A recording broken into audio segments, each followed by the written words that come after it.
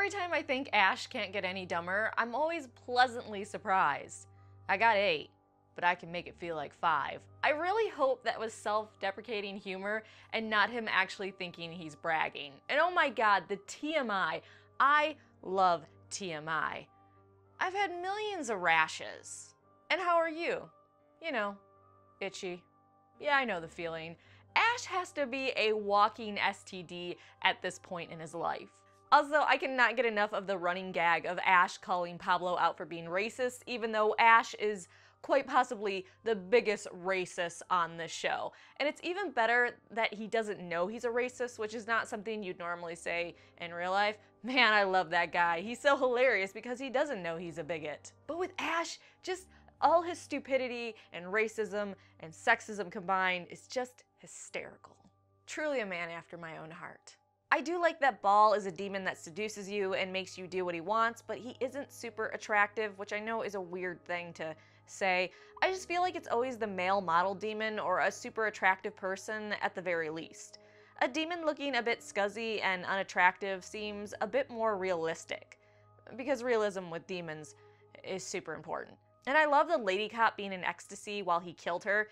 Demons making you enjoy what should be the worst moment of your life sounds about right. And how Ball got in and out of the skins was just so grotesquely well done.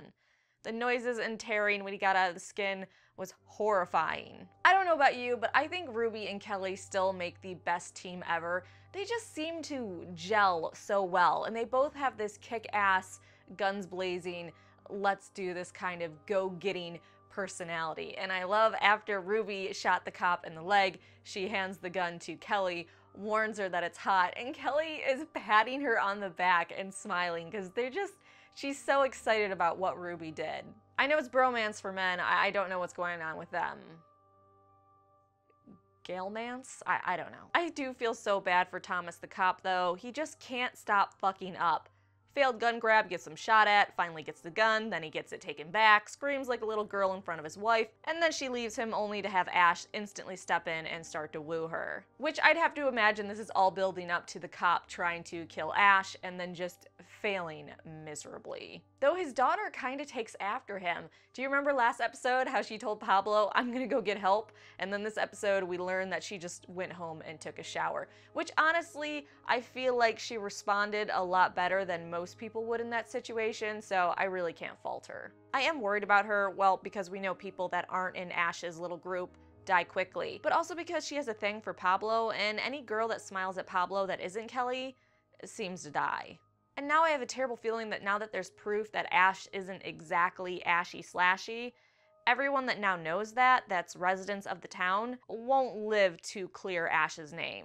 So Ashe will remain with that reputation in his hometown, likely for the rest of his life. I thought the weirdest thing about this episode was towards the end where the cop is freaking out and saying, is it you, Pablo? Are you the one that's possessed by Ball? And Kelly's behind Pablo and she has her arms wrapped around him.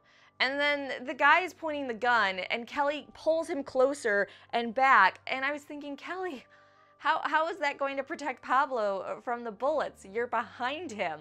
I don't know if she was doing it in a way that, okay, if you want to shoot Pablo, you're going to shoot him, but you're also going to shoot me because I'm right behind him, so go ahead if you dare. I'm kind of hoping that was it, and it just wasn't her really weird attempt at blocking bullets. I don't know.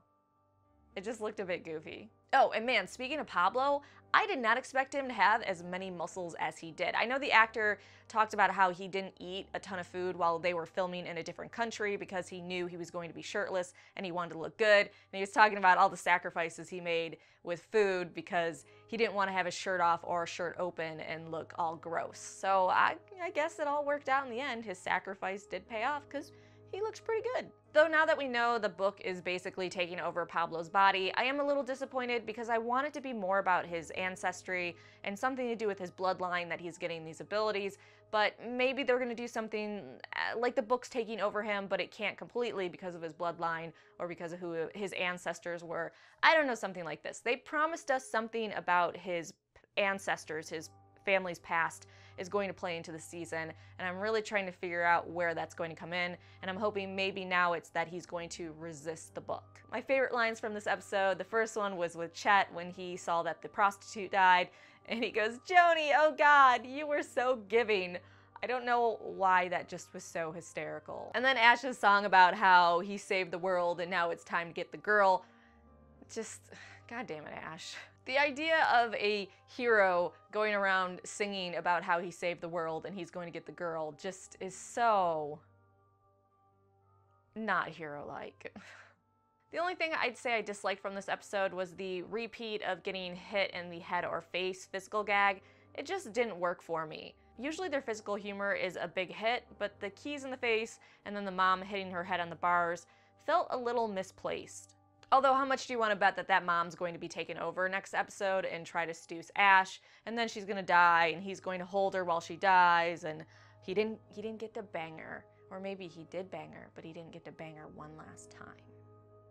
The life of a hero is so tragic. Also, what did you think about the whole mortality thing with Ruby, and how do you think that's going to affect the story going forward? So those are my thoughts on this episode of Ashe vs. Evil Dead. What did you like? What did you like? What did you dislike? And who do you think's gonna die next episode? Thanks for watching. Make sure you like and subscribe.